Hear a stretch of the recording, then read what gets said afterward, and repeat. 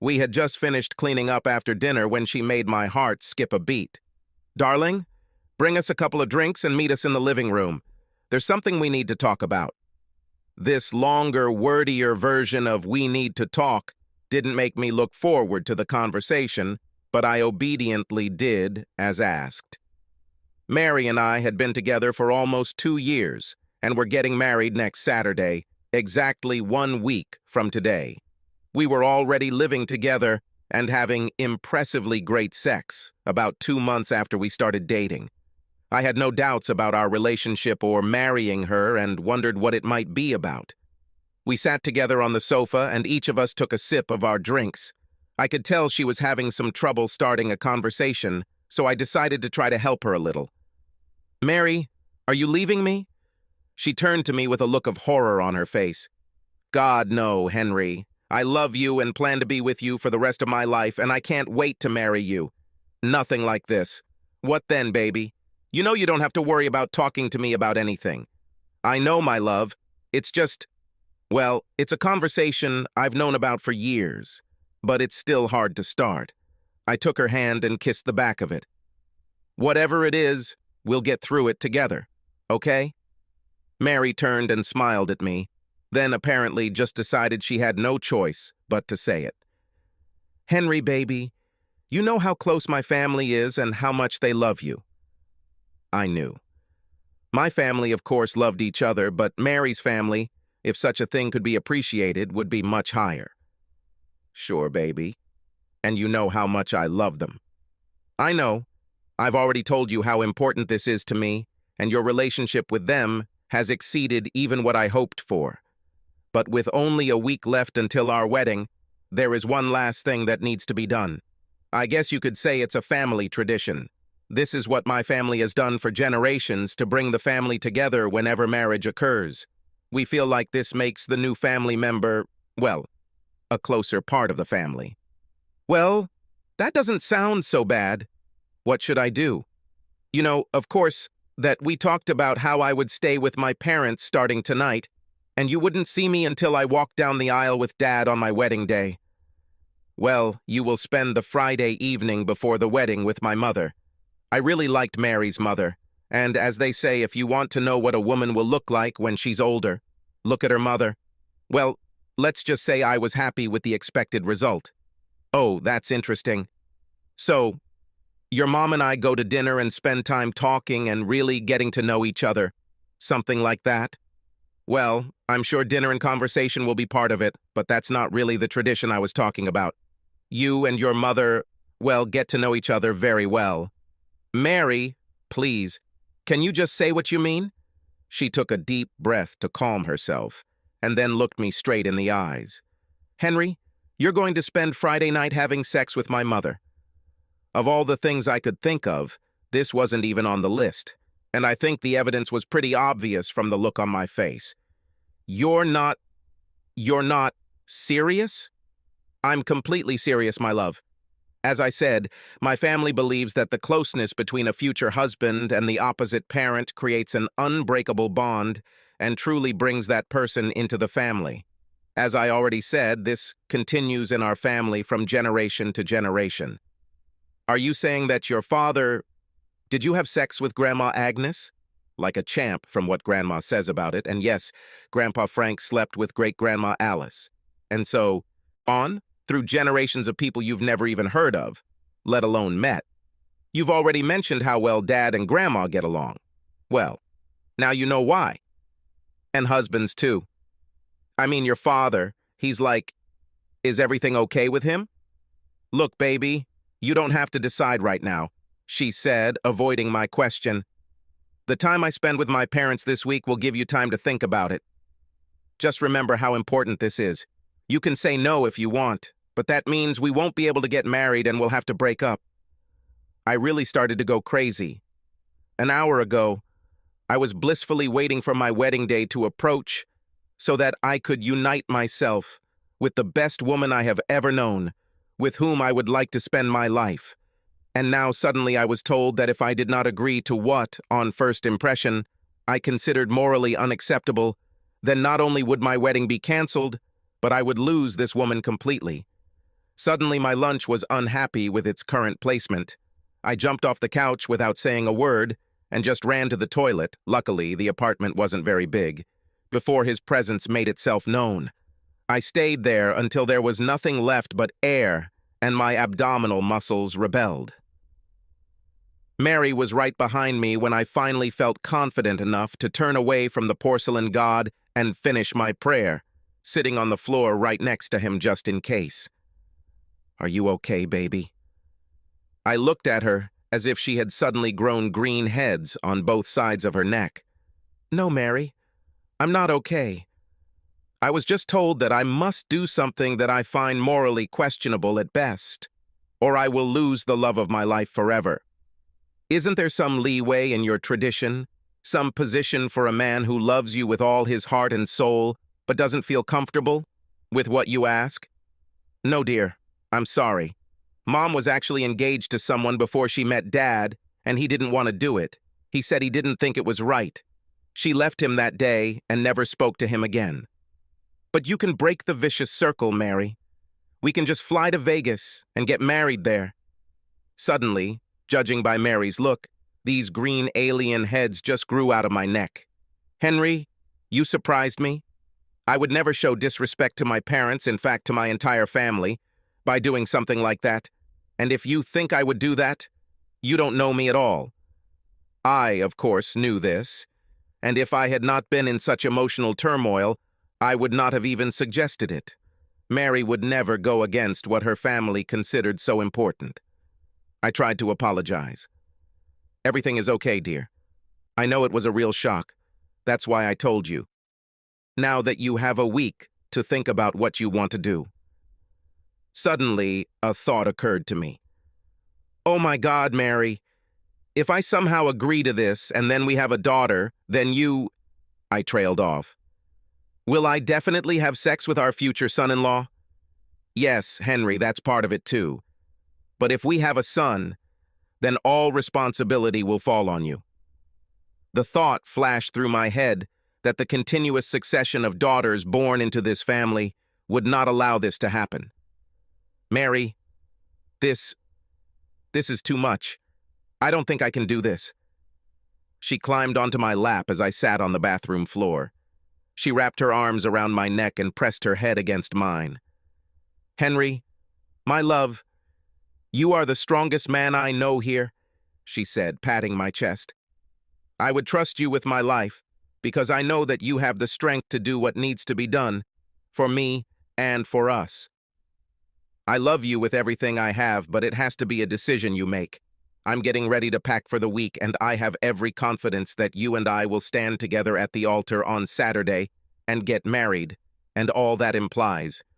"Mary, I couldn't think of anything to say when she stood up, so I remained on the bathroom floor while Mary packed her things. I was completely numb and lost track of time, but at least I didn't throw up again. She knelt in front of me and took my hands in hers. She looked at me with sincere love. I knew that she loved me, and that the thought of this coming between us also hurt her. But I knew her well enough to know that she would not fall for it. "When you make a decision, just call to my parents' house. This will be the last time I see you before our wedding. You either need to invite my mom to Friday night or ask for your rings back. I know you will make the right choice. Do you want me to help you get up, baby?" "No, I think I'll just sit here for a while just in case." She kissed my forehead and left the apartment. I really wondered if I would ever see her again. That night, I slept on the couch, for some reason not wanting to be in bed without Mary. It was like if I didn't sleep there alone, then I could pretend that Mary was there and that this whole nightmare just didn't happen. Of course, it didn't work. The next morning, I woke up just as lonely as I had been the night before, and emotionally, probably even lonelier.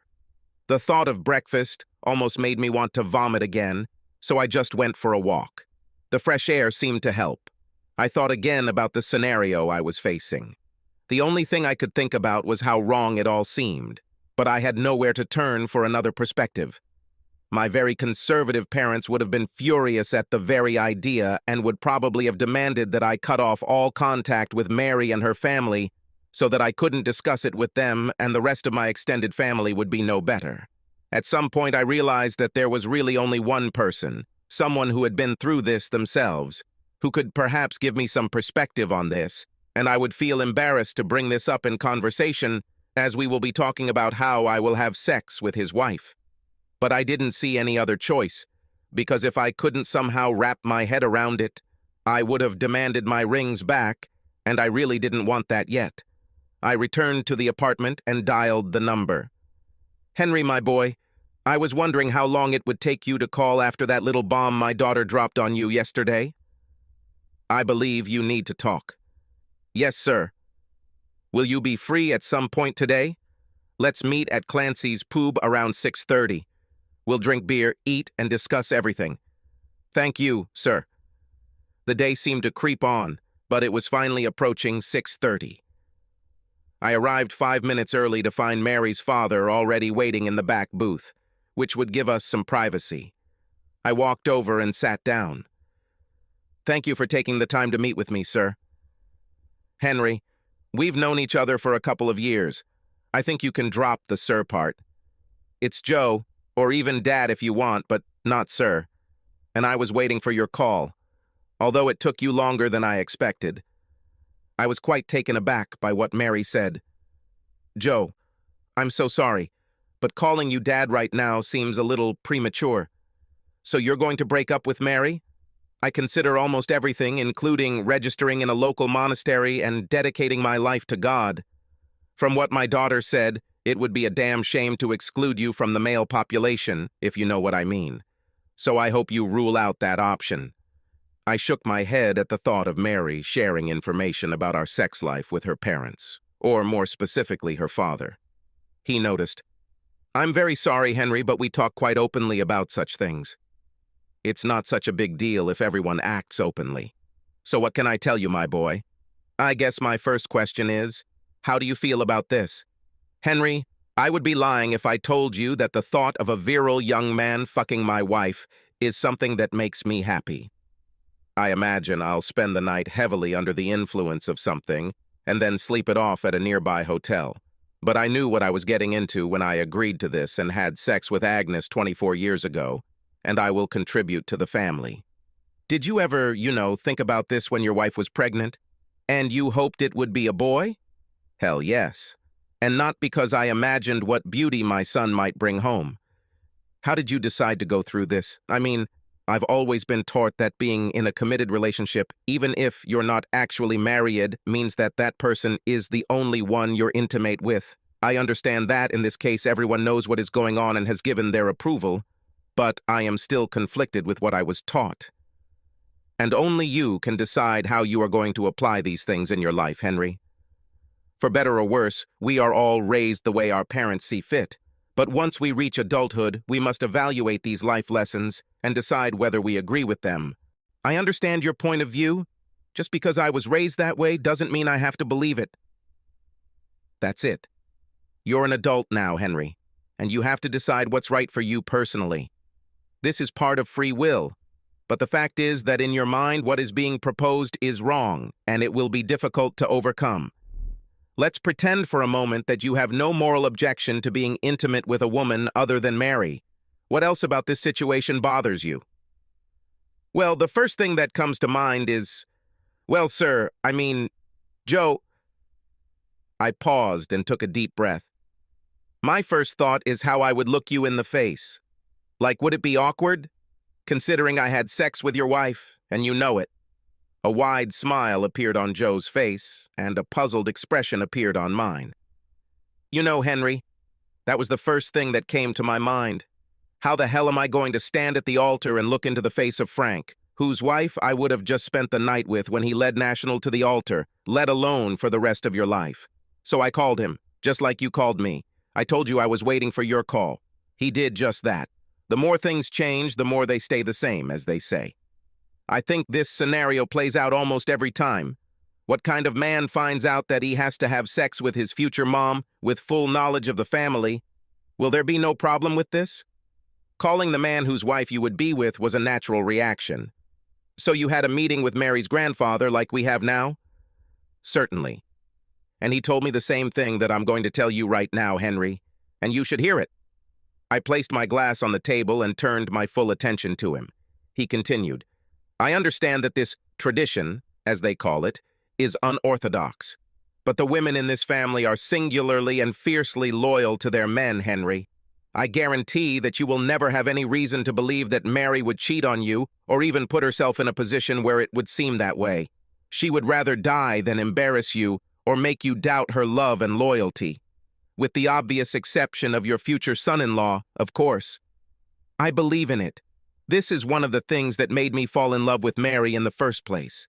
Your marriage will be the kind that all men strive for. I know I'm talking about my daughter's son, but for the rest of your life, she'll be a perfect lady in public, but a notorious slut in the bedroom. I felt myself blush when he spoke of his own daughter that way, and the smile that appeared on his lips told me that he had noticed. He continued, She won't deny you anything in the bedroom. Do you think the last couple of years have been good? You haven't seen anything yet. But no other man would even look at her, let alone reach out to her. Knowing what I know now, even considering what's about to happen on Friday night, I can tell you with absolute certainty that it was worth it, and I promise you that Frank would tell you the same thing. I love Millie more every day and would do anything for her. I would have dropped dead this second if that was what she wanted. That's how much she means to me. And Friday night, if you make what I think is the right decision and move forward to marry Mary with Millie in your bed, don't hold back. Enjoy it and help Millie enjoy it. It was all so much to take in. It seemed unthinkable to talk to a man so casually about me getting his wife into bed. So you and Grandma Agnes? I couldn't put into words what I wanted to say, but he seemed to know what I was asking. It was just incredible, Henry. Of course, times have changed a lot. You and Mary have much more experience than Millie and I had when we were a week away from our wedding. Agnes was not only a pleasure to be with, but she taught me a lot about how to please a woman, and Millie often thanked her mother for this. But everyone knows about it. Isn't that weird? In fact, it's just the opposite, Henry. Since everyone knows about it, there is no secret to keep. It's just something that happens and everyone accepts it as normal. So no one even talks about it? I wouldn't say that. It's just not a big deal. You'll probably be asked how it went, if you guys got close and stuff like that. It may come up in casual conversation over the years, just like any other event in your life. But it's not like people are going to come up to you and say, Dude, I can't believe you fucked Millie. Was she hot? What about you and Agnes? Did anything strange happen to you after that? I'm also worried about my relationship with Millie. Not at all. It actually gave us something very intimate and personal to share. It tied us together and, as a result, connected me to the family as a whole. I know this is unusual, but these are the results. We finished our drinks, and I thanked Joe for his time. He easily dismissed my concerns about what my relationship with Mary's family would be like if I went through with this. It seemed to be just part of being a family and treated no differently than if Millie and I had spent the evening bowling together. This seemed very strange to me. So the only problem I had was that agreeing to this meant doing it with the knowledge that one day Mary would have sex with another man, assuming that we would have a daughter, of course. For reference, I have known 5 generations of Mary's family, and during that time, exactly 0 sons were born. No one. This seems strange since it is supposedly the male contribution to the fertilization process that determines the sex of the child. With all these sons-in-law joining the family, you would think that some men would be born, but none were born, and I had no illusions of changing this invincible trait. Therefore, in my opinion, I would enter into a marriage that I knew in advance would contain an act of adultery, at least according to its strictest definition. But Joe was adamant that his marriage to Millie was worth it, even with what was to come. If this situation were presented to me as an outsider, I would tell the guy, run. You already know she's going to cheat on you. But not only did I not run away, I was almost sure that I would do it. The week crawled along as usual. I was practically useless at work unless someone literally grabbed me and got my attention. Everyone knew I was getting married on Saturday, so it was chalked up to nerves and everyone was very supportive. I was grateful for this as it allowed me to focus on the real reason for my distraction. I'm usually very confident, but I found myself unable to press a number on my phone, and by this time, it was already Thursday afternoon. A decision must be made, and made soon. I still had problems with the idea of Mary having sex with another man, even 20+ years in the future. Several times I decided to go for it, only to have this image flash in my head, and I hesitated again. After speaking with Joe, I have not heard anything from Mary or her family. True to their word, they left me alone to make this decision, which was probably the most important decision I have ever made. They didn't put any pressure on me one way or the other, which is what I really expected. This was explained to me so that I could understand, and then everything depended on me. I wondered what Mary was going through. Had I somehow damaged our relationship by taking so long to make a decision? Will Mary really think that I don't love her as much as I did because I didn't agree to it more readily? I certainly hoped that wasn't the case, that she would understand the internal struggle I was experiencing. This remains to be seen. On the way home, I stopped, picked up some takeout, and decided to make a decision and make a phone call. I turned it all over in my head, but in the end, it all came down to one question. Was I better off with Mary or without her, given what was going to happen in 20 years? After that, the decision was easy to make, and I made it. I dialed Joe and Millie's home number. Mary answered, obviously seeing the caller's number because she knew it was me. "Hi, darling. We were waiting for your call." Her voice wasn't as confident as usual, so she was clearly worried about the decision I had made. "Hello, Mary." I paused for just a moment for added effect. "Can I talk to your mother, please?" The smile on her face was clear even over the phone. "Of course you can, baby." Millie knocked on the door at exactly 6:30 p.m. It was decided that she would come to my house, and the evening would begin from there. I felt it would be awkward enough if I had to pick her up where Joe and Mary were, let alone pick her up in the morning. "Hello, I'm nervous." "Henry? Ma'am? Since we're going to have sex, let's call each other by our first names, okay?" "Yes, well, Millie. Can I come in now?" "Certainly." I backed away from the door, feeling pretty stupid. I haven't been this nervous since. Well, never before. Suddenly, I was even worried about my ability to perform when the time came. "Henry, I know this is a little strange, but I'm a woman like everyone else. Millie, I appreciate your desire to reassure me, but I promise that you are not just a woman like any other, at least to me. But I'll try to think of you that way. Do you think drinking will calm you down?" I probably shouldn't have been more nervous than I am now. We both laughed, and it seemed to relieve the tension. I took Millie's bag, carried it into the bedroom, and put it on Mary's dressing table, and then we went to dinner. We ate at a small Mexican restaurant, taking a booth in the corner to talk. "Henry, let's talk about what happens later." "By later, you mean when we have sex?" "Yes." "Fine." I was a little taken aback by how openly she and the whole family talked about it. I grew up in a family where talking about it was like doing it on the living room floor in front of the parish priest. It just wasn't done. And, to be honest, I liked this new method much better. You never had to worry about saying the wrong thing. "Henry, when we get into bed, I want to make it clear exactly what I expect, and you should do the same. I don't want there to be any confusion." "Okay, Millie. I think I'll feel more comfortable if you start." "Of course. The important thing is that I don't want you to hold back in any way.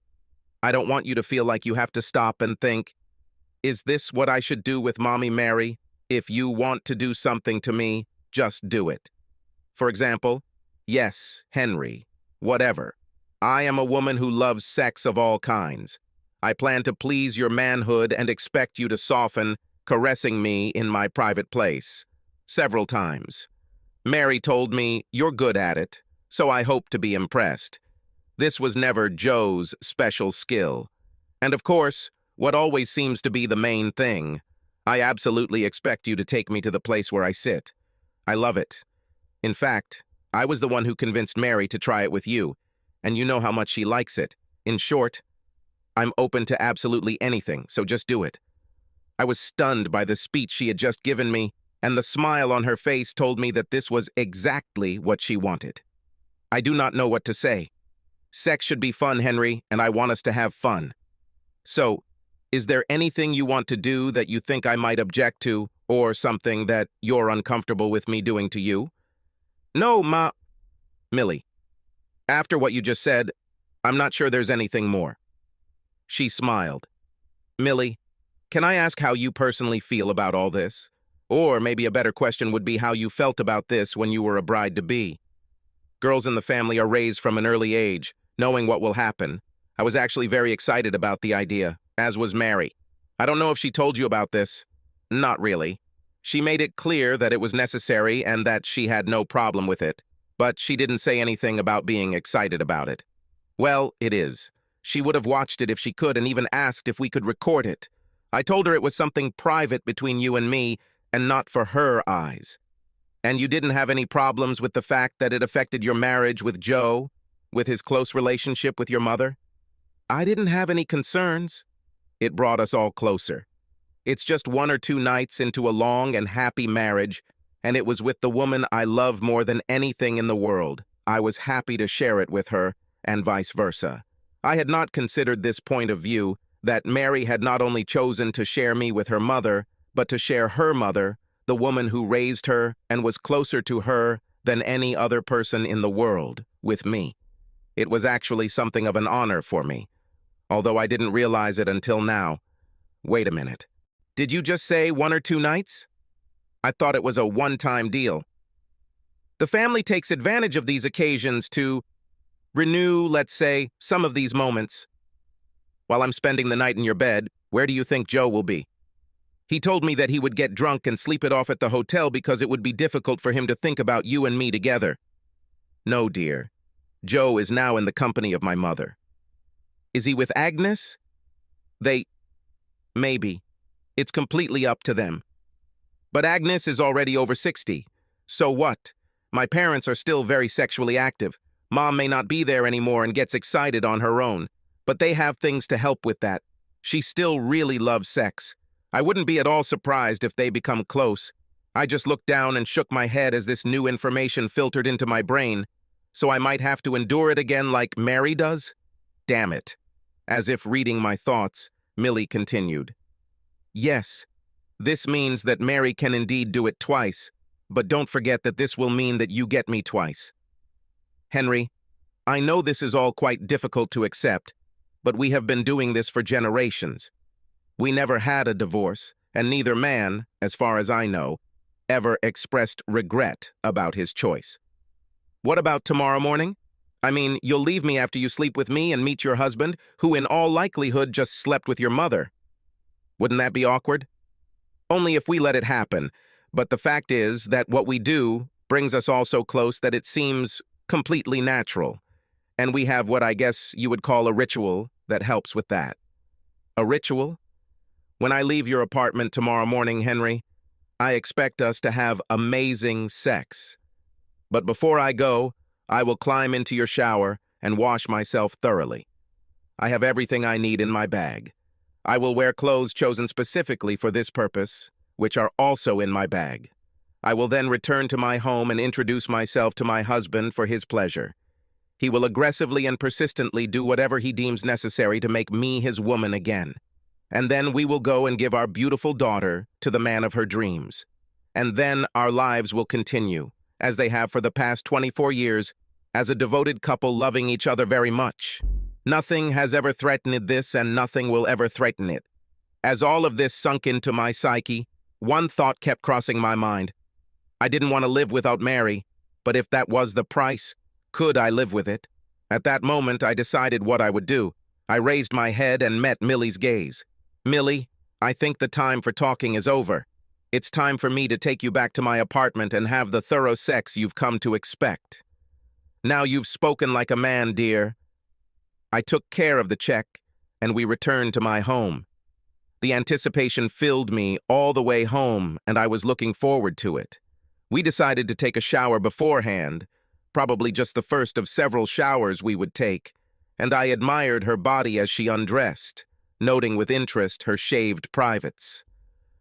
"Are you enjoying the view, Henry?" "Very much, Millie. Really, really, you are an incredibly beautiful woman. Mary told me that you prefer things to be smooth, so I did this just for you." Joe's preferences lie in the other direction. I smiled at her as she placed her hands on her hips and presented her naked body to me. Hell, she looked good for a woman of any age, but especially for a 44-year-old woman. "Millie, let's make a deal." She looked at me with interest. "I love Mary very much, and I know how much you love Joe. I will do my best to put my inhibitions aside and make love to you the way you want and deserve, but let's do this one last time we mention their names until tomorrow. Deal?" She laughed and said, "Agreed." The details of that night will forever be known only to Millie and me. I had a little experience before I met Mary, but this was the first time I had been with a mature woman, and it was definitely different. Millie doesn't have the same energy or flexibility as Mary, but she has some talents that need to be experienced at least once in a lifetime. We slept a little, but not very much. I decided that if I was going to do this, I was going to give it everything I had, and I hope Millie wasn't lying when she told me how wonderful it was. I certainly thought so, although it was not the love that Mary and I feel for each other. We did everything Millie talked about and a few things she didn't talk about. We christened every room in our small apartment, and I think we were both a little disappointed when it came time for her to get ready to go back to her husband. "It was just wonderful, Henry. I haven't had an experience like this in years, and I will always cherish the time we spent together that night. I will remember this fondly and forever. My daughter is a happy woman, and your husband, Millie, is very lucky. I will also remember this night forever. I had my doubts about this tradition of yours, but I can't deny that it's great. All these generations cannot be wrong. I'll leave now and see you at the wedding." My Taha ate up the miles on its way east. Noon was approaching, and I finally turned on the phone, which had been turned off since the morning. God, 38 calls and 54 messages from Mary, a lot of the same from Millie and my never-to-be cuckolded father-in-law, Joe. I knew, of course, that my parents were not in church. Yes, and I had no need to call them. I told them in the morning about my plans, and they warmly supported me. Dad said, "Let this bitch and her whole fucking family burn in hell." Apparently, Mary received the message that my phone was online because her phone rang at that very moment. "Darling, where are you?" "Priest, all my family is here, and my father is ready to walk me down the aisle, but you are not at the altar." "Mary, do you really think that I want to marry some bitch who I know will cheat on me in the future? Considering all the disrespect you have shown towards me, I will only tell you once, I don't want to see or hear from you anymore." "Henry, why did you react this way? This is a family tradition, and neither I nor my mother could do otherwise," she said chokedly through sobs. "Are there any other traditions in your family that you haven't yet had time to tell me about? Maybe I will need to fuck your grandmother after the birth of my first daughter. She should help you raise your great-granddaughter. Now, I'm not a member of your fucking family, and your traditions don't concern me. And honey, your mother was so incredible that I just can't take it away. Her the opportunity to have sex again with a young guy, your next future husband. You won't deny her this opportunity, will you?" I turned off the phone and increased the speed. I had my whole life ahead of me, and I hope I meet that one woman who won't look forward to having sex in every possible way with my future son-in-law, cuckolding me, maybe twice. Subscribe to our channel so that your second chaff doesn't cheat on you, and go ahead and listen to the next story, because this story is nothing compared to the next one. If you're under 18, don't even think about listening to the next one. Second story. Hi, I'm Jim Nettles, and this is my story. I think if you're happy, you don't pay attention to what's going on around you. Then you accidentally find out that your wife is cheating on you, and your world turns to shit. I thought my 18-year-old daughter and her friends were sneaking into the basement to drink my homemade beer. Instead, the camera I installed in the basement captured my wife's boyfriend having sex with her and drinking my beer. JT and I are members of a beer club in Atlanta, and he discovered that his wife of 25 years had been cheating on him for over 24 years. He told us his story at one of our beer club meetings. One thing he said that I ignored was to take off my rose-colored glasses and examine my marriage. Karen and I have 3 children and have been married for almost 28 years. Life was wonderful. Karen is the only child of Ben and Alice Thompson. She comes from the rich and famous. Karen may be 49 years old, but she can pass for 35 years old. I'm not sure if I had a middle-class upbringing or not, but I grew up in a loving family. I grew up in a small town outside of Atlanta, and I'm the younger of 2 boys. I grew up next door to my grandparents, and my father worked in my grandfather's hardware store. My brother Ken and I worked at the store after school and on weekends. Ken attended Georgia Tech and works as an electrical engineer for a paper company in South Carolina. Following the example of my older brother, I entered the Georgia Institute of Technology to major in computer science. Every small town has a rich kid, and my friend Joey was such a rich kid. Joey and I have been best friends since we were 3. While I was attending Georgia Tech, Joey was attending Emory. I made appointments with Joey when he visited me, and he reciprocated when I visited him. Karen was on one of my blind dates at Emory. This was the only blind date Joey took me on and whom I called to set up a second date. As high school students, we spent as much time with each other as our schedules allowed. I knew one thing. I wanted to spend the rest of my life with this woman. However, there was one problem that I needed to solve before asking her to marry me. My grandparents and parents taught me to work hard and provide for my family. Karen came from a family with money and had never worked in her life. My pride did not allow me to live at the expense of her parents. If she had agreed to marry me, we would have lived on our own, without the help of her parents. Thank God she agreed. When I was old enough to work, my father insisted that I save 10% of everything I earned for my future. I used some of my savings to buy Karen an engagement ring. The day after I asked Karen to marry me, we went and told her parents. Karen and her mother were delighted and began planning the wedding. Karen's father and I left them alone. We went into his office and he asked me about my plans after graduating from university. I told him that I accepted a job with a large corporation here in Atlanta. He was glad that we would be around and that he knew the leaders of this corporation. After about 2 hours, we said goodbye and left. Karen and her mother had 14 months to plan their wedding, and I had a year to focus on my career. 3 months after we told Karen's parents about our plans, Ben invited me into his office.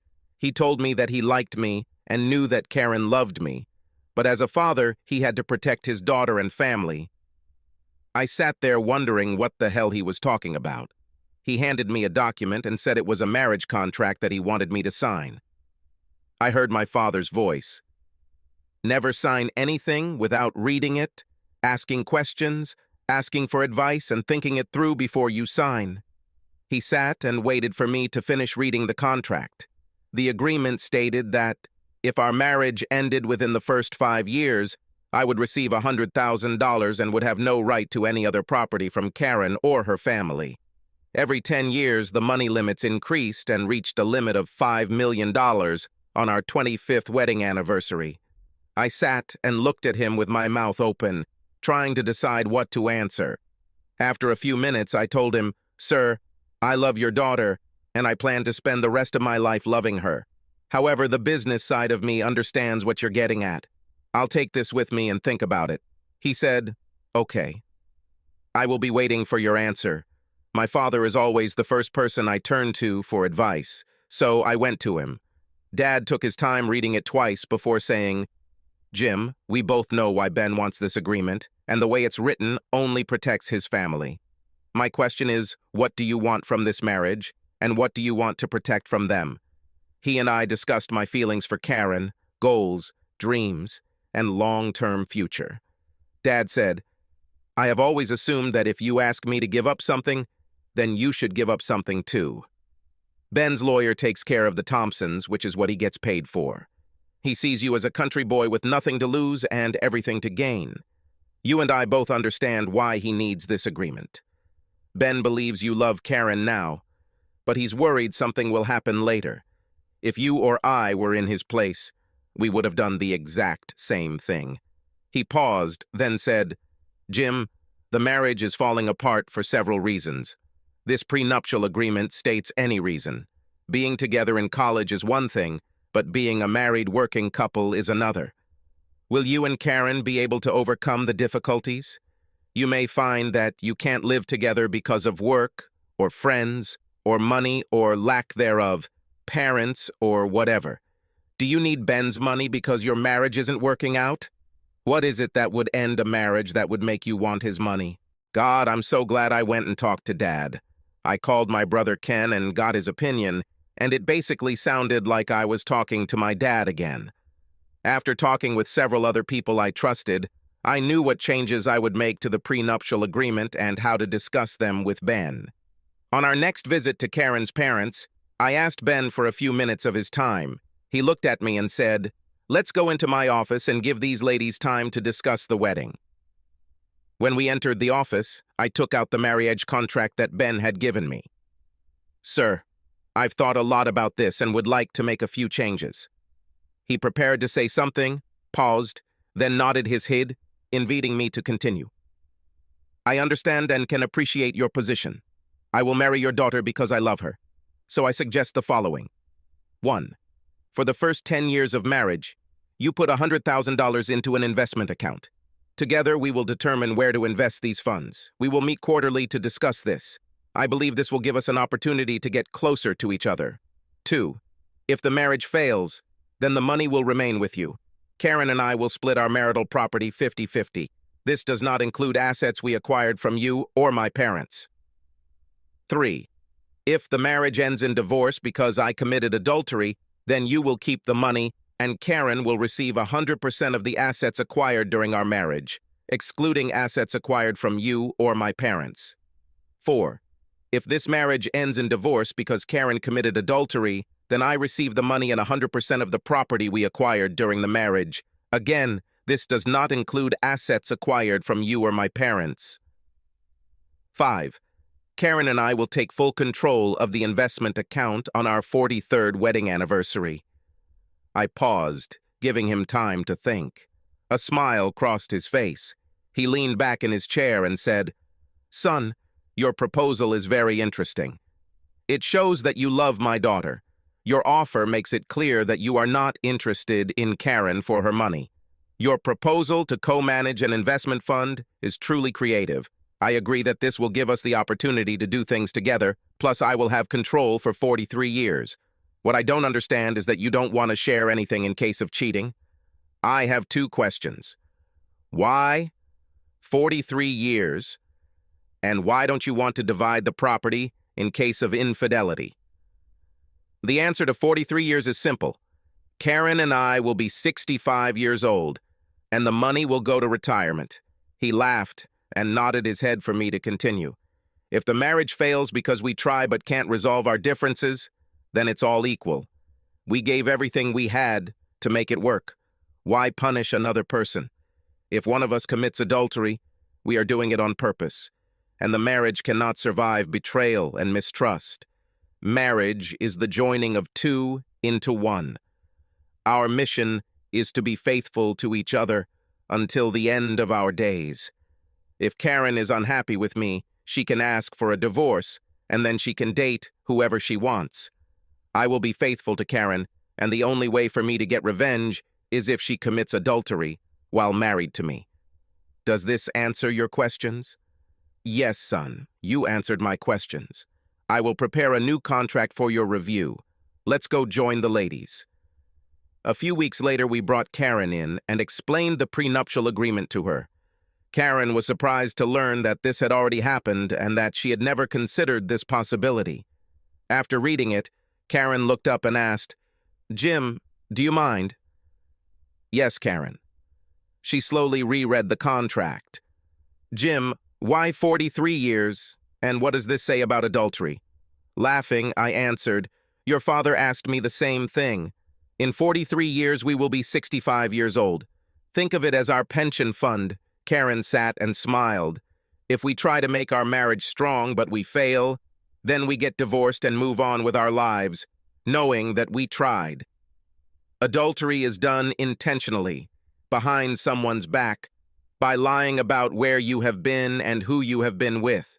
I can't think of anything more destructive or dishonest to a marriage.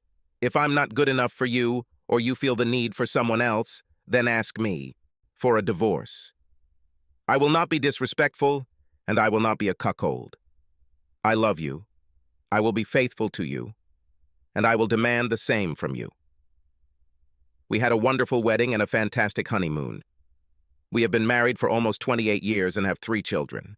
Dan is our oldest, 26 years old, and he was named after my father. He works at one of Ben's companies where Ben is grooming him to take over the family business. He has been accepted into the MBA program, which begins this fall. Benny is 25 years old and loves the outdoors, and joined my father after graduating from college.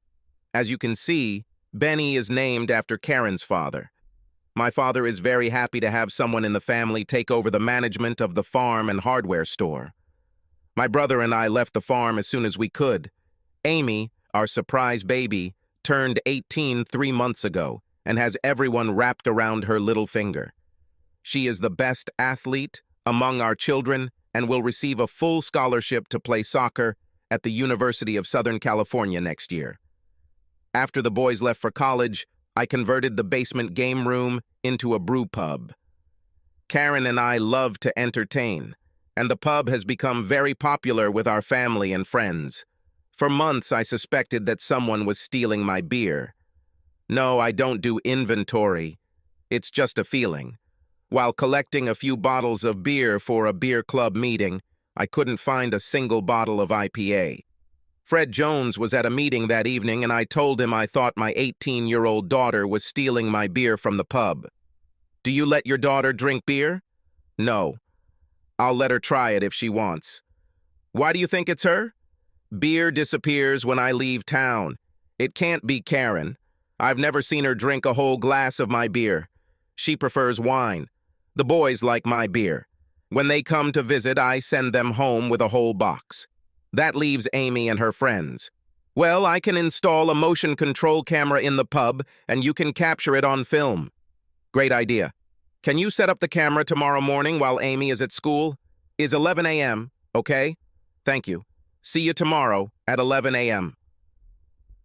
Frank arrived right on time and installed everything within 15 minutes. He spent another 20 minutes teaching me how to operate it. Are you going to tell Karen about the camera? No, she will most likely spill the beans and tell Amy about it. So, when's your next trip? I'm going to Cleveland next week. I leave on Wednesday and return on Thursday. Have a nice trip and let me know if she gets caught on tape. We left the system on and went to lunch. For the next 2 weeks, every time I went into my pub, I drank a beer and checked the tape. The only people caught on tape were the cleaners who came on Tuesday and Friday mornings and me. I didn't get home from Cleveland until 1 a.m. on Friday due to a 2-hour flight delay. I spent Friday afternoon in the office. On Friday night, Karen and I had dinner with her parents and then attended a play. On Saturday, we had a barbecue at our house. On Sunday after church, we visited my parents. When we returned home, I fell asleep in my easy chair. On Monday evening, while Karen was in a meeting and Amy was at soccer practice, I checked the tape. 5 minutes after watching the tape, my world collapsed. I expected to see Amy and her friends. Instead, I saw Karen walk into my pub holding hands with Jerome. Jerome, his wife Diana, and daughter moved to the area about 8 months ago. Jerome's daughter, Nicole, and Amy quickly became close friends. I was petrified to see how my wife, leaning over the arm of my favorite chair, was fucked by Jerome. How long I sat there staring at the screen, I don't know. It wasn't until I realized I was watching footage of a Saturday barbecue that I snapped out of my daze. Damn, how I regret not installing an audio recorder along with the camera. My shock turned to anger, and then to rage. My father always emphasized that you need to solve problems with a clear head and not let your anger control you. Do your research, gather the facts, understand the problem, and then decide how to deal with it. People make stupid decisions when they're angry. I needed hard facts. As the tape rewound, I took a few deep breaths, trying to calm myself, and watched the tape again. Obviously, this was not their first time. They had sex in several positions before it was all over. After that, she got up and brought him a beer. They sat and talked while the son of a bitch drank my beer. Before he could finish it, they had a second round. While Jerome was getting dressed, Karen brought him another beer and got dressed while he drank. This son of a bitch fucked my wife, drank my beer, and even took my bottles. I stopped recording and called Frank. He answered on the third ring. "Frank, this is Jim Nettles. Do you have a few minutes?" "Yes. Did you catch your daughter stealing beer?" "No. I caught my wife having sex with a neighbor, and I need your professional services." "I'm sorry to hear it. What do you want?" "All. Can we meet sometime tomorrow?" "Wait. I'll grab my planner. How about 4 o'clock tomorrow?" "Great. See you then. What do I need to bring?" "The tape, his name, address, phone number, work address, Karen's schedule, and when you'll be leaving town again. See you at 4. Thank God Karen wasn't home yet, which gave me time to get my emotions under control. About an hour later, Amy came downstairs and told me she was home. We went upstairs where she told me about her next game. I assured her that I would be there. I'm not one to hide from problems, so I decided to stay up and wait for my slut wife to come home. I'm still wondering if she was at the meeting that night or if she got screwed again. Well, I thought, Frank will find out everything. At 3:55, I walked into Frank's office, ready to fight. He told me he was sorry to hear about Karen cheating on me. I said, "I talked to JT, and he told me how you and Mike Ford handled his case. You are an expert. What do you recommend?" "I know about the prenuptial agreement, and you have all the necessary evidence of adultery. What do you want?" "I know, but I want to know everything about Jerome, his past, his wife, and his family. I want to know when he shits and where. I want him monitored 24 hours a day, 7 days a week. I want to know what he does, who he dates, how he makes money, and what he values most in life. This son of a bitch will pay for ruining my life.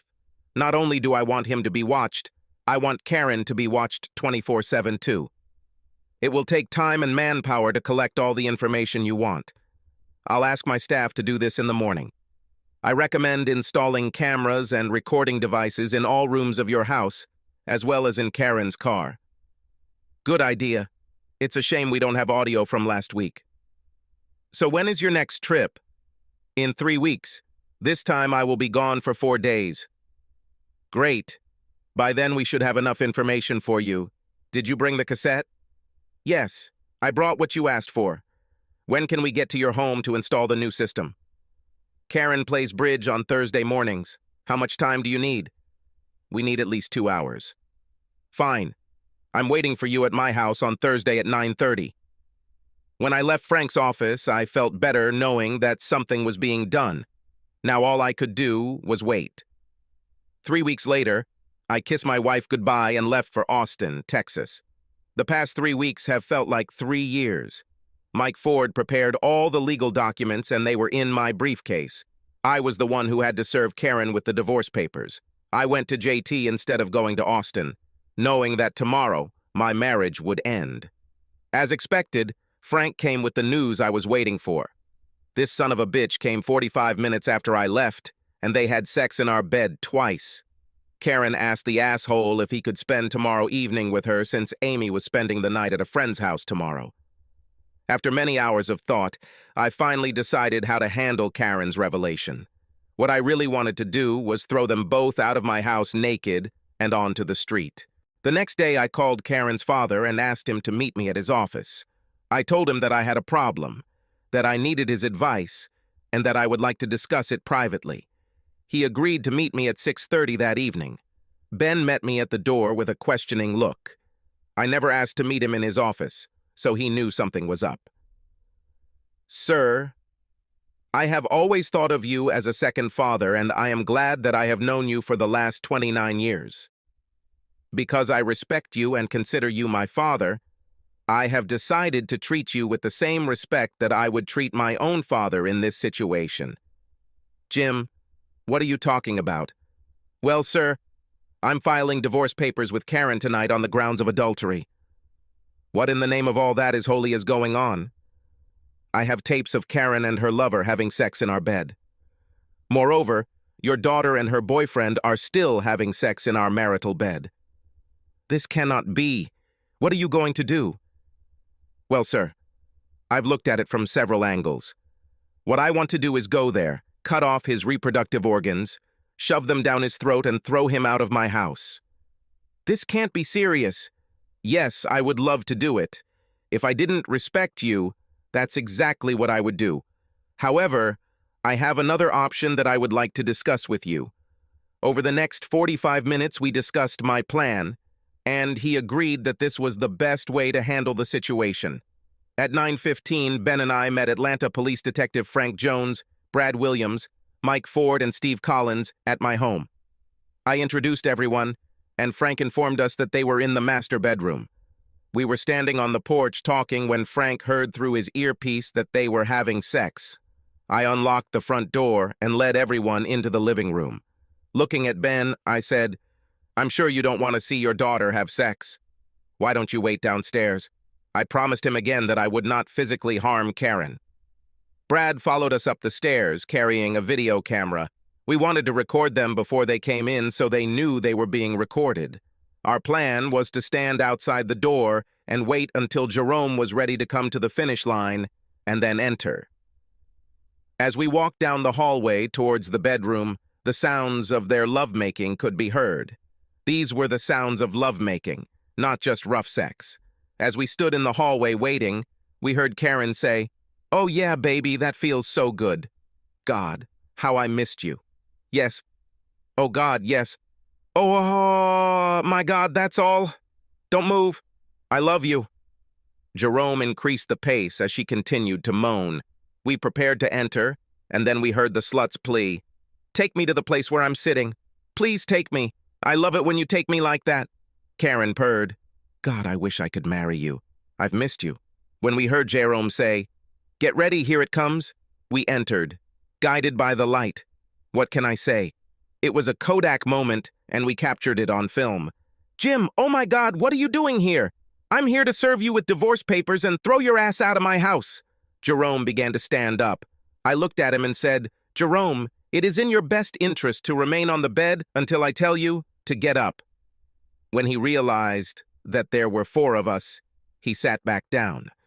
Karen sat with the sheet pulled up to her neck, and Jerome tried to cover himself with the blanket. "Jerome, I would like to introduce you to these wonderful people. First, there's Frank Jones, the investigator. Next to him is Mike Ford, my divorce lawyer, and then Steve Collins, an Atlanta police detective. Brad controls the camera. I'd love nothing more than to throw you both out of my house bare-assed, but I have other plans for you. In case you were wondering, all the video cameras in the house are recording everything that happens, and have been for the last 3 weeks. After a pause, I continued, "Karen, I know that Jerome is your ex-boyfriend, and over the past 3 weeks I have learned that you wanted to marry him, not me. Everyone in this room knows that you married me because your parents wouldn't approve of this asshole. You and I both know that you married me to give your parents grandchildren so that they would have an heir. Good news, they have 3 heirs, so your family line is secure for another generation." "Jim, please?" "Shut up. I don't care what you have to say. Not now, not in the future. There is absolutely nothing you can say that will change the fact that you were fucked in our bed by another man. You can't expect me to believe this is a mistake. I have a recording of you inviting this asshole to spend the night with you after he fucked you twice in our bed yesterday, 2 hours after I left town. Save your breath. I don't believe a single word you say." Looking at Jerome, I said, "I must say that you are truly a player. Your ass has been under surveillance for the past 3 weeks. Not to mention, we've been learning every bit of information about your pathetic little soul. Frank's team has compiled a very detailed report on your activities." Turning to Frank, I asked him to play the DVD for Jerome and Karen. "Karen, be careful. I want you to see your lover for who he is." The video showed scenes of Jerome having sex with Karen and separate scenes of him doing so with 2 other women. But the best scene was Jerome and his friends at the restaurant last week. They were sitting at the table talking when someone asked, "Jerome, Are you still playing with married white women? Yes, damn it. I can't get enough of it. There's nothing better than fucking them in their husband's bed. What better way to get revenge on a white man? Have you slept with anyone since you came back to Atlanta? Oh, hell yes. I have 3 married white sluts that I have now. In fact, you know one of them. Do you remember Karen Thompson from college? Yes. Isn't this the bitch who came to our apartment on her wedding day so you could fuck her? Yes, that's her. I've had her pathetic white ass for 5 months now. Imagine. She is my neighbor.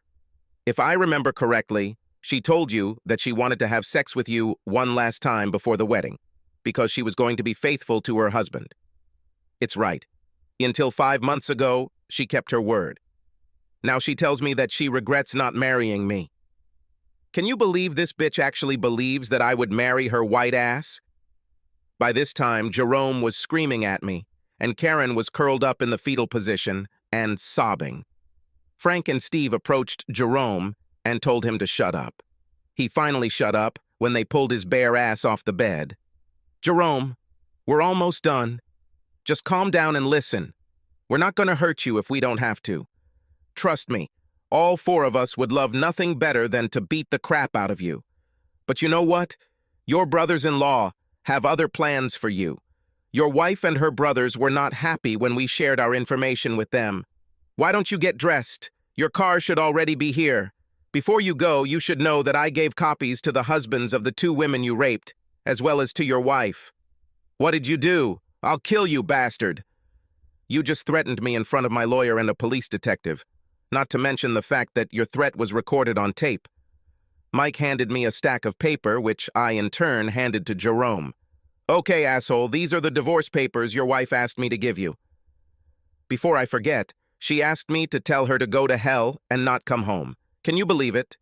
Her brothers have volunteered to pick up your sorry ass tonight, and they're waiting for you downstairs. I must say that they are not happy that we ended our little conversation. Now it's time for you to leave. I hope you enjoy your trip home. Steve takes you downstairs. Hey, Jim, don't forget to tell the meathead about how her brothers helped us gather information about him. Thank you for reminding me. Yes, asshole.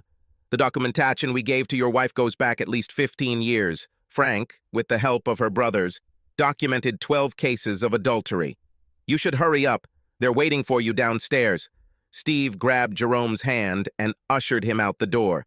I then turned to look at my lying, cheating slut wife. Well, slut, what does it feel like to know that the love of your life played with you like a fool who was fucked? How does it feel to know that you were played and not loved? How does it feel to find out that you were just another whore to Jerome? How does it feel to know that 30 years ago you were his slut? How does it feel to know that he didn't love you? How does it feel to know that you weren't the only dumb white slut he fucked? How does it feel to know that you are his slut for the day? How does it feel to know that you destroyed our family? How does it feel, bitch? I paused, letting the dust of my words settle and collect my thoughts. You're just a stupid bitch. I told you 30 years ago that the worst thing you could do to our marriage is cheat on me. It's bad to destroy our marriage, but destroying our family for a piece of crap like Jerome is unforgivable. From today on, you ruined every holiday, every birthday, every graduation, every wedding, and every special family event. You have lost the respect of your children, your parents, my parents and our friends because you are a slut. Just the sight of you makes me sick. I can't believe I wasted 30 years of my life loving a piece of shit like you. As far as I'm concerned, you're dead to me. She just lay on the bed and cried, hiding her head under the blanket. You're not worth wasting time on. Get off your cheating ass and get dressed. Your dad is waiting for you downstairs. He agreed to take you home, and I can tell he can't wait to tell Alice that you're a slut. I have nothing more to tell you. You have 5 minutes to get dressed in the clothes you were wearing when you let your true love in tonight. Jim, I can't let my father see me dressed like this. It's your only choice unless you want me to drag your ass downstairs naked. Don't worry so much. Your father knows that you are a slut. Now get your sorry ass up and get dressed. You have 4 minutes left. Please, Jim, I'm begging you. Let me wear something else. No, The clock is ticking. Move over, slut. I can't get dressed when everyone is watching. Please, Jim. You stupid slut. These men saw the video of your naked ass receiving your true love. Get dressed. To say that Karen was dressed like a slut would be an understatement. She was wearing a sheer blouse, a very short leather skirt, 4-inch heels and no underwear as I walked her downstairs. Ben looked at her, then turned and said, "Oh God. Jim, I can't take her home like this. Her mother will have a stroke, and I'm not sure I can take us after seeing her like this." Karen stood and looked at her feet, her whole body trembling in anticipation of my answer. Let's talk about a difficult situation. On the one hand, I wanted this slut to go away dressed like a slut, and on the other hand, I wanted to show my respect for Ben and Alice. The only sound in the room was the ticking of the grandfather clock as everyone waited for my answer. Ben, I understand your problem. Steve, will you take them home in Ben's car if I follow you? No problem. Karen, because I love and respect your parents, I'll give you 10 minutes to go upstairs and change. Time begins now. She ran upstairs with the words, "Thank you." When she came back, she was dressed like a soccer mom. I walked up to her and took off her engagement and wedding rings, telling her she didn't deserve them. When she went to get her purse, I told her to leave it. She would leave only in the clothes she was wearing. Ben came over, shook my hand, and said, "Thanks for letting her change." Next is me. The hardest task I've ever had to do was tell my children about their mother's infidelity. Seeing the pain in their eyes, answering their questions, and watching them cope with the devastation caused by the betrayal was very painful. When Karen cheated on me, she also deprived our children of a family. My parents' reaction was a mirror image of my children's. Amy turned down a soccer scholarship from North Carolina and joined the Emory soccer team to be closer to her father. Our compromise was that she could attend Emory, but would have to live on campus with her teammates. She helped me remodel my bedroom and buy new furniture for my pub. When she's not home, I sleep in the guest room. Dan and Benny come in and check on me more often than before. My favorite thing is that they take turns going with me to my beer club meetings. Benny took it upon himself to grow some hops for the beer club. We're going to have a competition to see who can brew the best beer using Benny's hops. I know Amy is keeping an eye on me and making sure her brothers keep in touch with me. On the advice of our lawyers, Karen and I agreed to a no-charge divorce.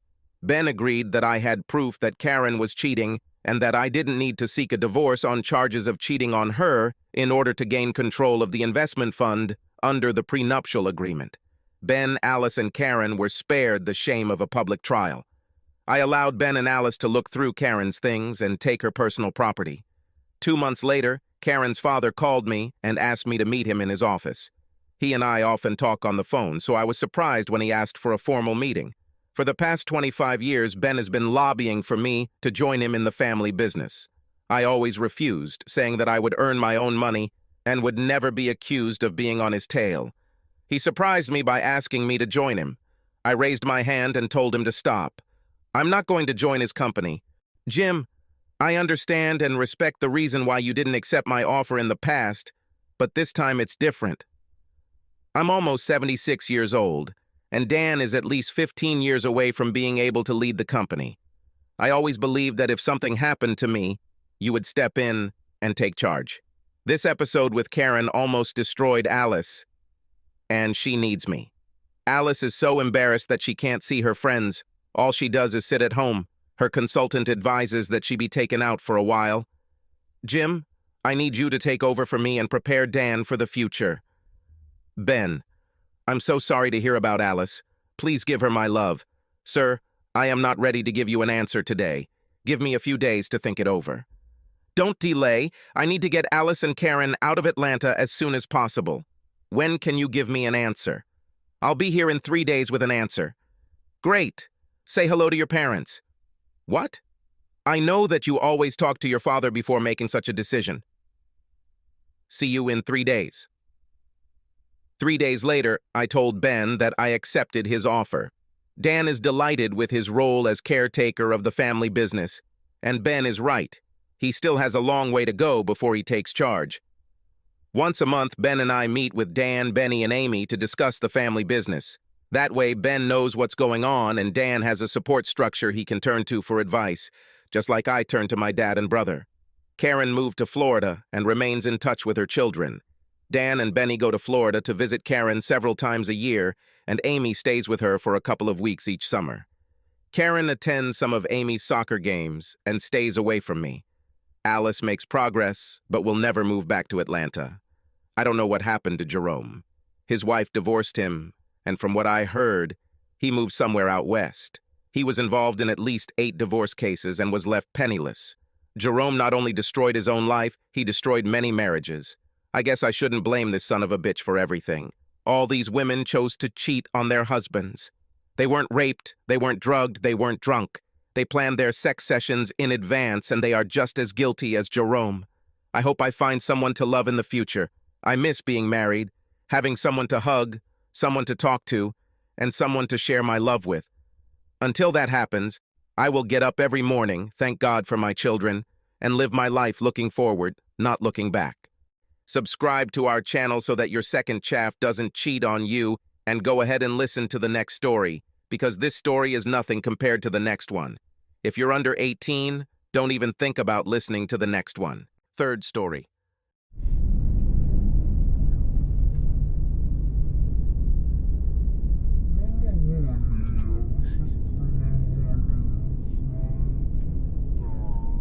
The first thing I saw were the walls of the living room. 2 people were sitting and drinking wine, a woman and a man. There was a place for a woman here, but not for a man. The man who belonged here was absent. This man was larger, rougher. His voice was low and full of a web of seduction, the spell unwinding in the silent wariness of the living room. The woman looked modest, hiding her duplicity behind ostentatious modesty. Their conversation was full of innuendos, skillfully played out by both sides. There was something vaguely humorous about it, reminiscent of the conversation of high school romantics, carried on furtively around a corner where the teachers could not observe, or like an 18th century farce in which sly wit and jaded sophistication laughed together as they plunged their rapiers into the breast of an innocent honesty and true love. Their first kiss was timid, short, and not fully passionate. The next one turned into a full-on tongue-wrestling match. He pulled her into his arms, while the mantelpiece frowned at this secret scene. Outside, the wind blew, a sudden gust, and the house groaned. The old logs, long since settled, began to shake, and the floor above creaked alarmingly. The 2 lovers' gazes turned upward. He became worried. "Is anyone home?" "No," was her timid answer. "John is in France, you know that. This old house just creaks sometimes. I'd swear the house was haunted if I believed in such things." He shrugged. "It's a wonderful old place. How did you get it?" "John inherited it from his great-aunt. It really is worth millions. The grounds are gorgeous and have recently been refurbished. Forget it. You were telling me something." He pulled her into his arms again and whispered in her ear. His words were too quiet to be heard, even in the silence of the house. Everything was quiet. Tension was in the air. The fire in the fireplace crackled, using up its allotted fuel, spitting out sparks from time to time. The woman giggled, and they kissed again. The blind Cupid on the last baluster was silent in disapproval as he watched the man unzip her dress. Cupid's usually angelic face seemed to frown menacingly in the firelight. Large hands slid inside, caressing the satiny skin. It became apparent that she was not wearing a bra, as the cute little dress she was wearing, the dress her husband had bought her for her birthday but which she had never worn, had slipped down to her waist. The naked breasts were impressive, not so much in size as in shape, firmness, and high position. They seemed larger as they moved forward. Fire has invaded. A small drop of oil, which had been in the wood for a long time, burst, causing a small explosion, causing the guilty couple to flinch. This was quickly forgotten as his thumb stroked the small nub, drawing a moan from her lips. The eyes of the moose head mounted above the fireplace glared angrily at the intruder. The man paused his relentless seduction for a moment, as if sensing their gaze, then quickly focused on his prey. He worked on this conquest for several months. The fruits of his labor were before his eyes. The gorgeous young wife of his boss, John Hayward, was finally standing topless before him. He was going to have fun with her tonight on the family bed. Neglect, ignored merit, refusal of promotion will finally be rewarded with the body of this beautiful stranger's wife. He deepened their kiss, slowly leaning her back until her head was on the pillow and she was lying supine beneath him. The springs of the antique sofa protested against such a load, but the couple did not pay attention to it. The man's lips drew a fiery line down the white neck of the beautiful young wife, causing a shiver in her fragile body. The sensations overwhelmed her. She moaned softly, her fingers tangling in his hair to bring his teasing lips closer. She gasped as his lips found her sensitive spots again, the sound not going unnoticed by the eavesdropping walls, their strength apparently unbroken by the actions of the couple who were now squirming on the couch. Her lover caressed her breasts, giving them all his attention. The young wife's mind, now consumed by the sensation she was experiencing, could hardly contain her excitement. The all-consuming fire left the heaving breasts and scattered sparks across the flat stomach, pausing to plunge a dagger of pleasure into the tiny navel. The lover tickled that delicious curve for a moment before moving down to the dress, now gathered into a knot at the waist. Her fingers pulled and she lifted her hips, letting the dress slide down. The dress was thrown off. There was another gust of wind. The stairs creaked in protest at the scene in the living room. The protest went unnoticed by the couple, writhing in passion on the sofa. Kisses showered the smooth, silky skin, and the young wife's moans became more audible. Sounds of passion were heard. All the necessary, skillful movements were made. His skillful play brought her close to the edge, to the opening abyss of pleasure, but he wanted more. "Let's get comfortable. Where's your bedroom?" he whispered. "Upstairs," she moaned. He wrapped the slender body in his strong embrace, and the walls shook from another gust of wind. He carried her easily towards the stairs. She trembled from the strength of the arms that held her so easily. He rejoiced in anticipation of his inevitable triumph. The steps creaked in protest as he stepped on them with his bare feet. His ankle twisted slightly due to a fold in the ancient rug. He straightened up and continued up the darkening stairs. Above him, the 13th step of an ancient staircase, dry and warped over the years, gave a little, and one of the old nails, freed from its bonds, turned out, exposing its sharp tip. The man carried his prize upstairs, and the house held its breath in anticipation. Another gust of wind caused a symphony of creaks and groans from ancient beams. The man's bare foot landed on the 13th step, and he screamed as sparks flashed in his eyes and a pinprick of pain pierced his heel. He staggered, trying to regain his balance as the symphony of creaking wood rose to a crescendo. Then, with a hoarse cry, he tumbled down the stairs, clutching his burden, barely aware of the danger looming over them. He fell backwards, hitting his head on the edge of the step, and darkness swallowed him. She cried out too as they slid together towards their fate, their slide becoming a somersault, flesh and bone giving way to the skeletal hardness of old wood. He remained at the foot of the stairs, the awkward tilt of his head indicating that there was no hope of his survival. His companion hit the last baluster with a terrible crash, breaking her arm and several ribs, splitting this venerable column. She opened her pain-filled eyes and saw with horror how the Cupid statue fell from the broken baluster. The tip of Cupid's arrow, which bore the entire weight of the marble statue, pierced her left breast, pierced through and pinned her to the floor. Her body shook and her mouth fell open. The body relaxed and sightless eyes stared at the high tin ceiling. The wind sighed in the eaves, the fire crackled and died slowly, its heartbeat fading with the consumption of fuel until only smoldering coals remained. The house was quiet, the house was waiting. The owner, the Lord, will return soon. Revenge incarnate slumbered, having completed its task. Sylvia's moan was muffled by the pillow half covering her sleeping face. She had a very erotic dream. This was repeated, and the brightness consumed her. the pleasure she felt. The old house also fell into slumber. Occasionally, the creaking of logs was heard, long established, but disturbed by some kind of disturbance. Below, a few smoldering coals were reminiscent of fire and sensual scenes. John laid his beautiful wife down on the soft, fluffy carpet again and again, trying to get enough of her love to last him for the next 9 days.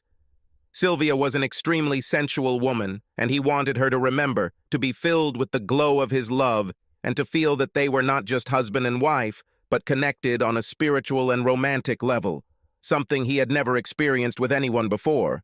Even with the deceiver whom he found lying at the foot of the stairs, Sylvia did remember. And in the evening she lit that fire again to remind herself of the man who filled her head, heart, and body with his love. She drank a glass of wine with dinner and took another to the chair she pulled up next to the fireplace. She placed an ottoman in front of the chair and, with her feet up, sipped a dark Cabernet. Her dogs stomped across the floor and dropped down next to her, groaning, their claws clicking on the wooden floor. She dozed off and felt that the atmosphere had become very tense. Interrupting her thoughts, she opened her eyes and looked around the room. Everything was okay. The walls, fixing their blind gaze on her, reassured her with their strength. The elk's head, hanging over the fireplace, seemed to be looking at her approvingly. She relaxed, her eyes closed, and she fell back into slumber.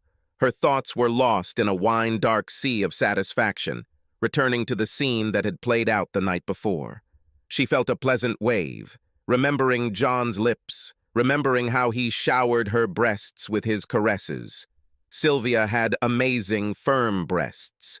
She felt the tickling of her long black curls falling into the cleavage revealed by the 3 buttons of her blouse that she had left undone. The dark creaminess of this curve welcomed the caress. She could almost feel the fiery lips pulling aside the curls of silky hair and leaving a hot trail down. The mind became absorbed in the vision of touch and sensation. It seemed to her that she was naked, light fingers playing along the satin of her skin, her husband's touches preparing her for pleasure. Desire overpowered all conscious thoughts as she gave in to her pleasure and exploded in the white light of pure passion, her cries echoing through the empty house until she fell exhausted, her mind empty. The fire that had been crackling busily, consuming its allotted fuel, spreading its warmth into the cold night air, died down, its flames dying down, until an orange glow filled the room with comfort. The dogs raised their heads, alarmed by the screams, but having calmed down, returned to their places. Sylvia stirred, her thoughts began to spin, instinctively her fingers slid down her body, and later she relaxed. It was a dream. Cupid smiled benevolently at her from his place on the balustrade, holding his arrow at the ready as she floated in the glow of her sleep. Lying in her large bed, she felt sleep take over her again. The morning sun barely broke through the lace panels on the window, and the boudoir was cozy and softly glowing. She stirred as the sensations from last night returned. It was John, his weight on her and in her. She felt his belly press against the curve of her ass. Sylvia knew that men liked to look at her ass. It was one of those round, bouncy things that starlets gravitated towards, and she worked very hard to keep it that way. Now she felt how her husband was immersed in enjoying her, just as she was enjoying him. A light breeze blew through the open window, parting the lace, and the beautiful morning sun looked down on the beautiful sleeping woman. She sank into oblivion and dozed off. An hour later, she got up, put on a light sundress, and went downstairs for breakfast. Her thoughts were in disarray. Strange dreams bothered her. She had had erotic dreams from time to time before, but she could never remember anything similar to the sensations she experienced. Never before had she experienced anything like this in these dreams, and never before had they seemed so startlingly real to her. There was just something about the atmosphere that seemed alive.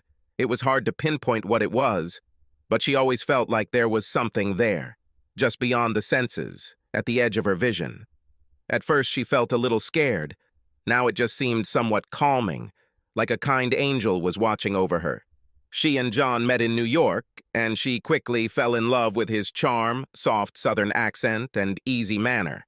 It didn't hurt her that he had just taken over the department that most often affected her interests. They began dating, and by the time he had completed a major department overhaul, she knew he was the man for her. He told her about his home, and she imagined some kind of southern homestead overlooking acres of cotton fields. After 2 weeks without him, she felt very lonely, and his call inviting her to come and spend a week at his house was gladly accepted.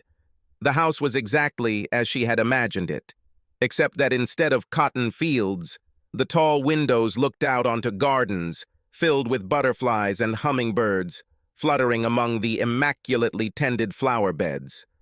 Majestic live oaks draped in Spanish moss lined the garden, and magnolias lined the driveway. They had been married for 2 months, but this was the first time John had to leave. She knew that she would miss him terribly, but the thought of his return and the joy that would fill their hearts made her anticipate and dream of a reunion. The ancient clock in the hallway rang, signaling that it was already 11 o'clock. She went out into the back garden and sat on the swing on the covered veranda, the dogs following her.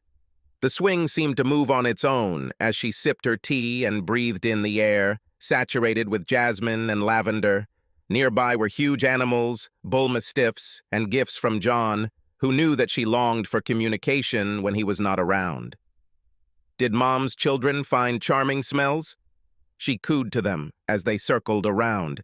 They painted happily and sank onto the cool grass. The bay windows smiled at her. The house seemed pleased that its mistress was here. Ancient live oak logs were positioned comfortably. The years dragged on behind them. Memories walked, whispered, and creaked. It had once been a tree, a venerable forest giant, wreathed in tufts of Spanish moss. It towered above the swampy terrain, the slight elevation giving its view even greater extension. From time to time, people came, gathered at its foot, and performed their rituals. Sometimes they dug at its roots, burying their revered dead among beads, weapons, and offerings to the spirits. Over the years, a village of small hills grew around it, and the people changed. The tree itself became their most powerful talisman, the repository of their fortunes, and they offered prayers to its spirit. The tree did not remain ignorant. The prayers were slowly absorbed, and along with the movement of the juice came a movement of feelings. Enchantment filled the area, and over time the oak tree became aware of what was happening in the surrounding area. Then the visit stopped. People no longer came with their sadness and prayers. Not everything was good in their world, and they were expelled. The tree was waiting. His patience was limitless. Many centuries had passed, and barring a lightning strike or fire, he had many more centuries to think about.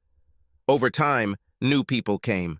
Others, and they did not express any thoughts. They weren't just visitors. They came to settle down. Their skin was pale, and their thoughts were about industry and agriculture. The forest was cleared, and the swamp was drained. Fields grew on the fertile soil, and the tree blessed them. They bore fruit in abundance, and the tree was satisfied. The final catastrophe has arrived, a fungus that attacks the roots of a giant. The fungus was slow and tiny, crawling through the soil, carried by bugs and crawling things. The foliage was depleted, the vitality dried up.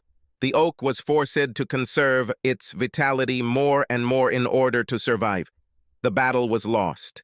This was not lost on Ethan Thomas. He came to this area, cleared fields, built a cabin, married his bride, raised children, and succeeded more than he could have imagined. The tree stood on his land. He admired the forest giant and was saddened by his decline. The plans that had been hatched in his head for a long time took shape. He will build his family their dream home, using lumber from a dying tree before it begins to decay and rot. The tree was cut down and the huge logs were taken away on a wagon to be cut into planks and flooring.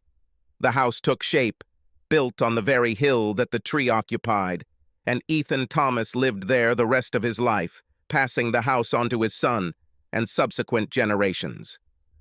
The spirit of the tree continued to live in the house. Generations of Thomas have been watched over by a watchful but invisible inhabitant. During the war, the loss of fortune and its restoration, during attacks by vagabonds and thugs, the house watched what was happening and took part in it. His current owner was among his favorites, just like his master. She reminded him of the dark-skinned people who surrounded the oak tree centuries ago, although her skin was a rich, creamy brown, while theirs had a different sheen. She was also in contact with the spirit world. Crystals on a gold chain adorned her neck. They were placed throughout the house, resting on mantels, shelves, and in cases. She performed rituals that were strange to her husband, but calmed him and the whole house. In her presence, the house gained strength, and the lawns and gardens abounded in a riot of colors and smells. In turn, the house looked after her, indulging the sensuality of her nature, caring for her and soothing her inner being. There are even snakes in Eden. In a small town nearby, there lived a snake. His name was Rodney Wilson. Because of his bad beginning, he was born into a rotten fruit.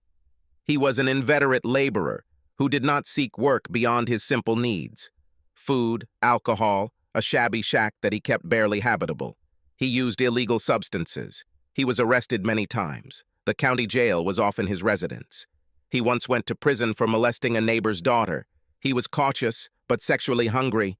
He accidentally learned of Sylvia's presence in this small community. He was sitting in the park when she passed by, walking her dogs.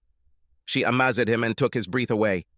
There weren't many people of color in the community, and that in itself was remarkable. But her hair, her huge mane of shiny curls, her face, exotic and mysterious, her body, the firmness of it demonstrated by her sports top and shorts, the way her hips swayed. He was hypnotized. He often saw her in the city, and she followed him. Watching her became an obsession. He talked to her several times, and her friendly and open manner attracted him even more. He was also offended by the fact that in subsequent meetings, she never remembered him. The aftermath of the hurricane found Rodney at work, cleaning up the countryside. John and Sylvia, of course, hired workers to clean up their property.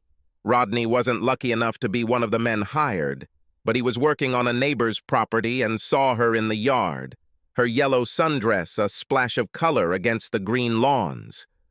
Once the work was completed, Rodney had some money and bought the drug he needed, which should last him for a while if he was careful. He joined a small group of his brethren at the river, not far from where John and Sylvia's property was located. When the party ended, Rodney got into his old truck and drove down the highway towards the city. As he drove by, he noticed that one light was on in John and Sylvia's house. He pulled his truck to the side of the road and stopped. He sat for a while, driven by hunger, but restrained by caution. Hunger won, and he crept along the path to the house. As unfamiliar feet stepped onto the driveway and towards the carefully manicured lawn, the reality of the intruder slowly began to form. The reflections from the pool sparkled menacingly, and the stranger felt a vague uneasiness overcome him. He thought about leaving, but the spot of light from that window, flickering strangely, attracted him like a moth to a flame. Carefully looking inside, he saw that it was a large bathroom with a tiled floor, a dressing table on which bottles of cosmetics stood. There was a candle burning on the dressing table, and two more flickered on the edge of the huge bathtub. Sylvia was enjoying her bath. She left John in bed, after turning him into a trembling wreck, and filled the bath. Bubbles rose as she entered, and a stream flowed down. The candles filled the room with a scent she loved, and she relaxed, taking a long soak. She had a glass of her favorite red wine, and a half-empty bottle stood next to it. She soaked, finishing off the wine and letting the silence of the house lull her into a slumber. The water began to cool, and she stepped out of the bath, drying herself off with a large fluffy towel.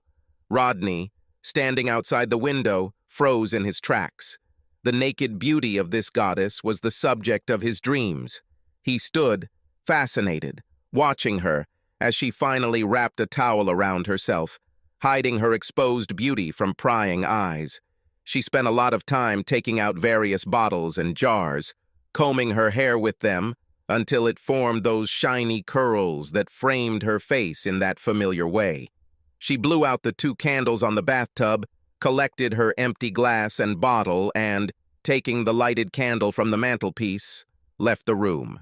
Rodney followed the flickering light through the house and finally reached the kitchen, where Sylvia turned on the light over the sink and blew out the candle. She lazily rinsed the glass in the sink, put it in the dishwasher, and turned it on. The inrush current caused a failure in the safety system. The alarm went off, fluting the wall of the house with light, illuminating the man lurking outside. Noticing the flash of light, Sylvia looked towards the window. There, in the light, framed by the kitchen window, Rodney's face could be seen. She froze for a brief moment, shocked into immobility. A quiet scream escaped her lips, and she ran away. Rodney wasted no time in running away down the long driveway. Sylvia ran into the bedroom and shook her sleeping husband. "John, wake up!" She shook it again, running over to grab the robes. "Someone was looking in the kitchen window," she whispered. "Get up. Let's see if they're still there." John stumbled to his feet, threw on his robe, and followed her to the front door, stopping only to grab a 12-gauge pistol from behind the bedroom door. "Are you sure, honey? Did you really see someone?" "Yes, there was a man there," she was categorical. "I will never forget this face. He seemed a little familiar to me, as if I had seen him before." As they approached the door, Niles and Grant became alarmed at the alarm they felt and joined their hosts. John opened the door, chambered a cartridge, and took aim. Niles and Grant ran out onto the porch looking for the source of what was bothering Sylvia. Near the end of the driveway, as they hurried through the magnolia trees, they saw a stalking figure trying to hide. With a roar, the dogs took off, 2 huge figures rushing down the driveway after the fleeing intruder. He cast a frightened glance over his shoulder and began to run even faster. John turned on the outside lights. The driveway flooded with light, and they watched the chase. Rodney made it to his pickup truck and jumped in, just before slamming the door. The truck sped off into the night, its gray door glinting in the moonlight. The consequences of this shocked Sylvia. She was not afraid of anyone, but at night she felt uneasy, especially in the kitchen. John understood her concerns and did everything he could. He installed motion-sensing alarms, updated the alarm system, and installed security bolts on all doors and windows. This really comforted Sylvia, but she still had a feeling of fear.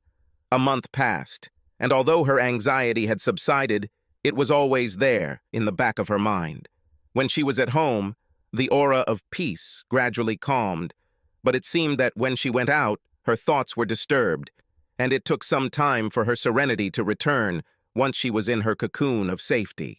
On Friday, Sylvia decided to go visit a couple of elderly friends. She went into a bakery and chose a dozen different donuts, an apple pie, and 3 cups of coffee. On the way to the car, she had a hard time carrying everything neatly, but she managed to open the door, put a box of donuts and a pie on the passenger seat, and 2 cups of coffee in the cup holders. She opened the back door, lowered the armrest to access the 3rd cup holder, and straightened up to get into the driver's seat and drive away. Rodney Wilson hasn't forgotten Sylvia. On the contrary, his obsession increased. After he saw her naked, emerging from the bathtub, like Aphrodite emerging from the foam, her image filled his mind. His innate caution kept him from returning, and he was terrified of dogs. Instead, he wandered along the main street of the city, hoping to catch a glimpse of her. They saw each other less often than he had hoped, since she had become effectively a recluse. But he did see her with her husband at the grocery store and at the post office. He walked nearby, always keeping in the background, remaining a vague figure in the shadows, but his hunger fed on her beauty from a distance. He was buying gas at a convenience store when he saw her. She was driving her yellow Charger. He thought yellow must be her favorite color, and her car was yellow. She was wearing a yellow coat, and it was the sexiest picture he had ever seen, her in a yellow coat, a little black dress and heels. He jumped into his truck, following Sylvia. She drove into a candy store, and he parked on the other side of the street, watching her. She walked out, and he watched as she put her shopping in her car. He parked nearby, admiring the curve of her yoga pants-clad ass as her top rode up. She straightened up and he walked out, intending to walk past her into the store. Sylvia heard the sound of a car approaching behind her. She stood up and turned around.